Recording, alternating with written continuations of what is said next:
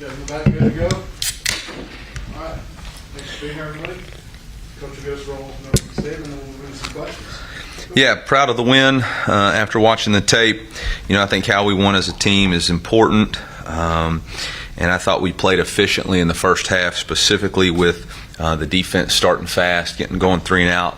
The special teams forcing a blocked punt right there. I thought that was a really good scheme by our special teams coordinator and really good execution by our special teams, which has been an emphasis for us all offseason.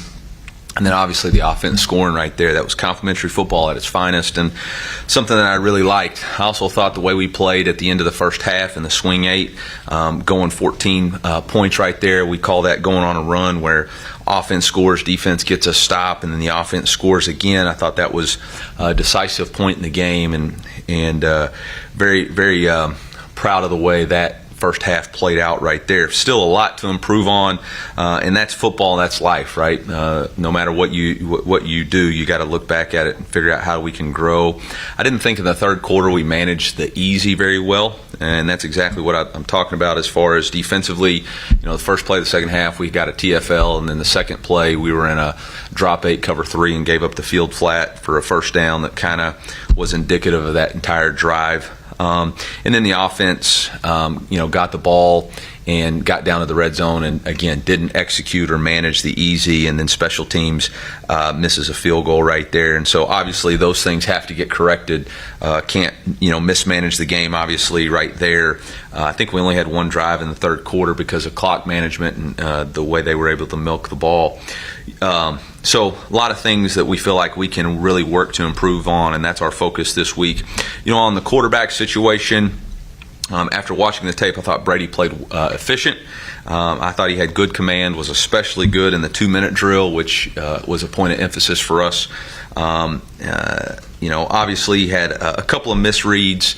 Felt like there was one or two opportunities to move the ball down the field in our play action game that we didn't take, but overall a solid performance. I thought Sam in his first extended period of college football was solid also. I thought the first throw he made on third down was an elite throw across the middle, and I thought he continues to improve with his reps. I was especially proud of the way he bounced back after the interception to continue to accelerate his growth and learning. I thought to finish on a touchdown drive, to end the game was really good, and really proud of him. We will be moving forward with Brady Cook as our quarterback and quarterback number 1, while giving Sam opportunities to grow throughout the game. It won't look the same as it did this past week as far as maybe exactly equal first half and second half, but we are definitely committed to letting Sam continue to get reps and improve and grow. I think he's earned that opportunity, but I also think Brady Cook has earned the right to be quarterback 1 and take the lion's share of the reps, and so that's going to be how we operate moving forward. As far as Middle Tennessee, the series is tied at 1-1. In the past 2 games that we've played, Middle's scored, I think, an average of 44 points in those 2 games. So certainly an offense that is to be respected, and we have got to play our best football defensively. It's a different style of game from what we played last week. Last week was multiple personnels, a lot of zone reads, a lot of keep the quarterback out of tough situations. This is not going to be that. This is a tempo-style offense led by Mitch Stewart. Mitch is a former head football coach at Murray State, runs the air raid, but you can tell it's Coach Stockstill's philosophy, an offensive philosophy, an aggressive tempo that's going to play fast, throw the ball vertically down the field, have a lot of counter read game in their run game situation, and so it's a totally different challenge for our defense and something that we have to be very prepared for. They've got really good skill, whether you look back at the Miami game for last year and how they were able to move the ball up and down the field, or if you watch just different games, including in the Alabama game, their skill speed stands out, and so it's something that we're going to have a big test in our secondary. From a defensive standpoint, Coach Schaefer, also a former head coach, is very multiple in his fronts and blitz packages. He's a heavy blitz team, very aggressive. And I think it's a product of how good of a coach Coach Stockstill is, and how much command he has. His fingerprints are all over the program in philosophy design, play design. They're coming to win the game. They're coming to score points. They're coming to give their offense as many cracks at it as they can, and defensively they're going to tie into that philosophy by being aggressive to get the ball back and blitz and force turnovers. So we got our hands full, and I know that our team is preparing to play the right way, and we got to have the mindset to play the right way. Anticipate another great crowd. The weather's supposed to be really good. I know that the ticket sales are above where they were for the opener, so appreciate our fans' support and appreciate them turning out. There's nothing like a Saturday night at Faurot Field, and so excited for this game on Saturday and look forward to a good test for our football team. With that, I'll open it up for questions.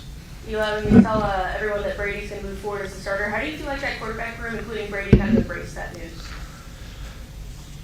Yeah, I don't think it'll much change from the way it's been progressing so far. I think there's a pretty good feel for Brady as being the leader in that room, and all those guys understand that how one quarterback plays a reflection of everybody in that room, and they've got really good camaraderie and leadership, and I don't think much will change.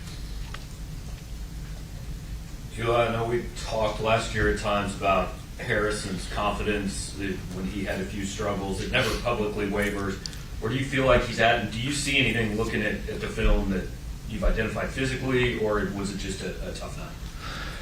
Yeah, I think it was a couple of things that we're going to try to make some adjustments on. We're going to change our short snapper to Trey Flint to try to get more continuity on the ball placement. The second placed kick, the laces were back. We still need to make it, but that's a product of both the snapper and the holder have got to get that right for Harrison, and so we all take responsibility for improving our jobs on that. And then I think we'll see if that makes the correction there. We still have confidence in Harrison, and we kicked yesterday. We're going to kick again today, and that's, again, everybody's got room to grow. It doesn't matter if you're a fourth-year senior or a first-year player. When you go out there, if it doesn't go your way, you go back to work. Luther seemed a couple times when he popped up from big hits, seems to be maybe developing an edge about him. How have you seen him, his personality as a player, grow? I think Luther's always had an edge about him. I think we were able just to refine it a little bit last year to not let it get too much. But I think he's always been a tremendous competitor, and I think that's his edge. So I think we just have to make sure it's maintained in the right way and never demeans our opponent and always creates energy on our sideline and for ourselves. You said that Sam would have opportunities to grow throughout the game.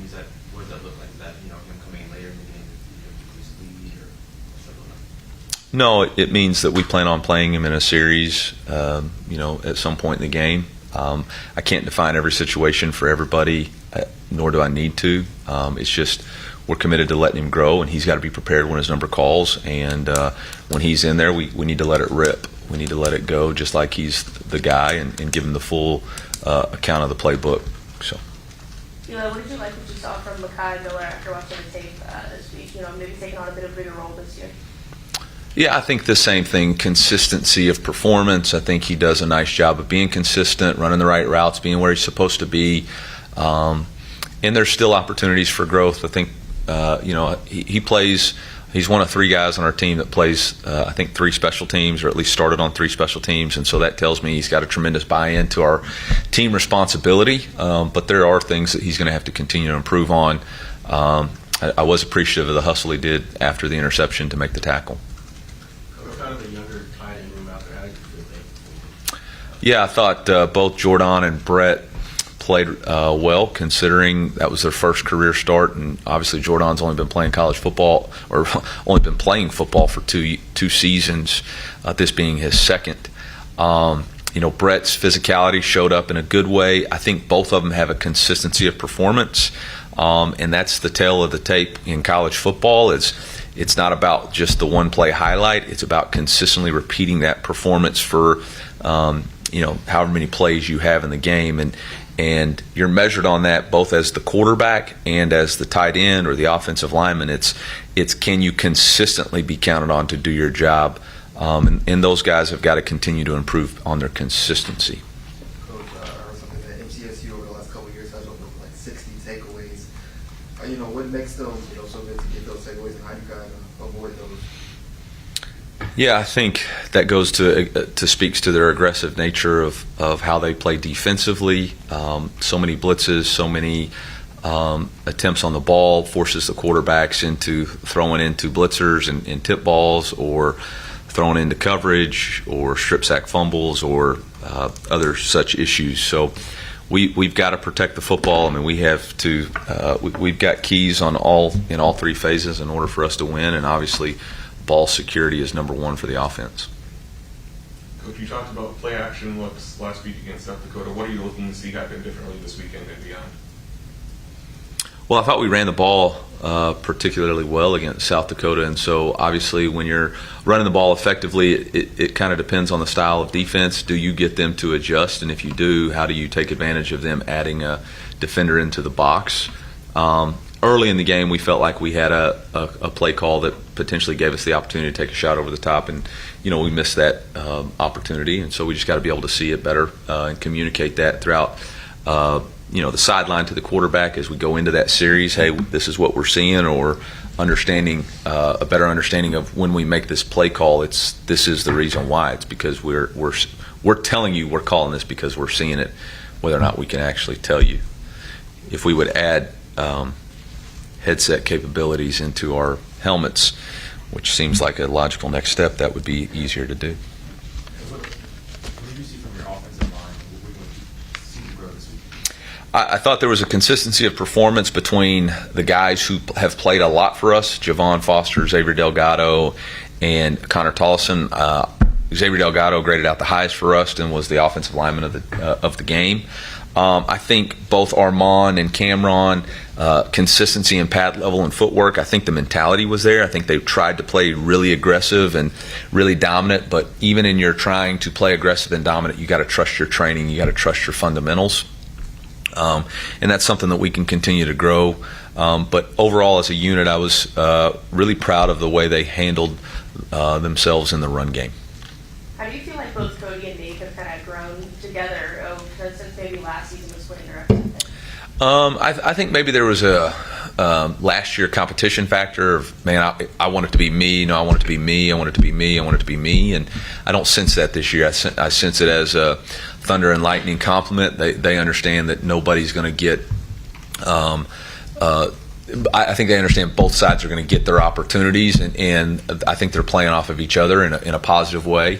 They're both going to have their hands full this week in blitz pickup. I think this is going to be the most important blitz pickup week that we've had as a running back group, probably in the 4 years that I've been here. These guys pressure. They do a good job of pressuring the back. I specifically remember a play in the Alabama game where their linebacker blitzed through the running back and got to the quarterback and created a sack. So we have got to be really good in blitz pickup, which is, running the ball is great and that's awesome, but catching the ball out of the backfield and picking up blitzes is really the name of the game for elite running backs. I feel like yesterday Coach Stock kind of talked about athleticism on the defensive end and stuff like that. How do you think your defensive athleticism kind of matches up with their skill makers?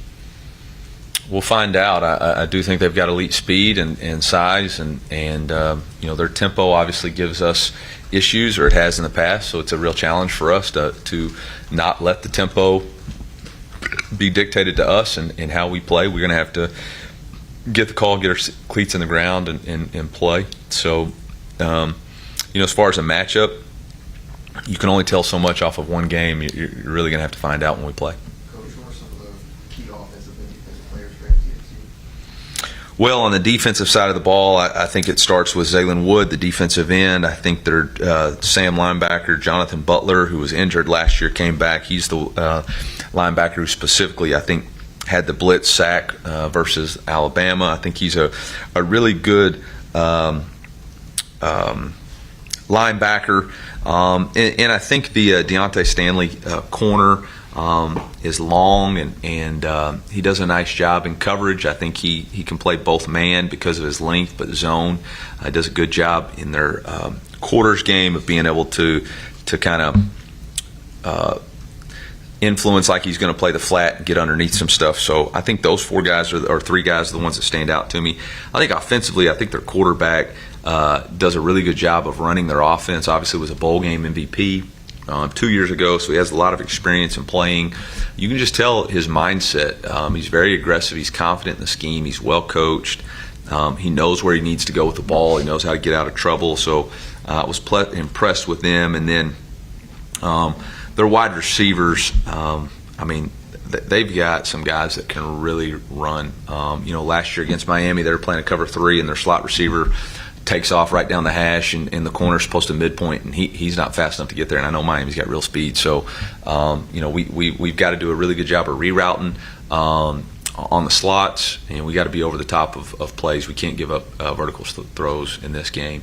I think it's a common theme this time of year that people like to look at their team and say, we didn't show very much in week 1 or 2. How do you guys balance going into early season games the idea that, hey, you've got to put a lot of things on tape, but maybe not more than you need to put on tape? Is that something you and Kirby ever talk about? No, not at all. Nope. We only let the things that occurred during the game dictate the game. But we didn't save anything. We didn't hide anything. I know there's, we don't want to put this on tape. I mean, you carry everything you need to win the game, but ultimately the driving factor is to win the game. And we're 28-3 in the third quarter. We have already got a field goal missed. We drive down, we miss another field goal. That could have easily been a different type of outcome.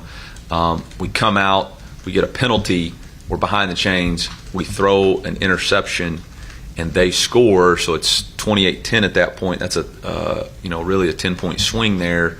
At that point, you got to play to win the game, all right? And whoever's in, whether it's quarterback or scheme-wise, you got to understand, the most important priority at this point is to win the game. And so, however you call that game at that point, it is what it is. Anything else, Coach? Thank you much. Welcome, Dave Matter, to our program, MIZ.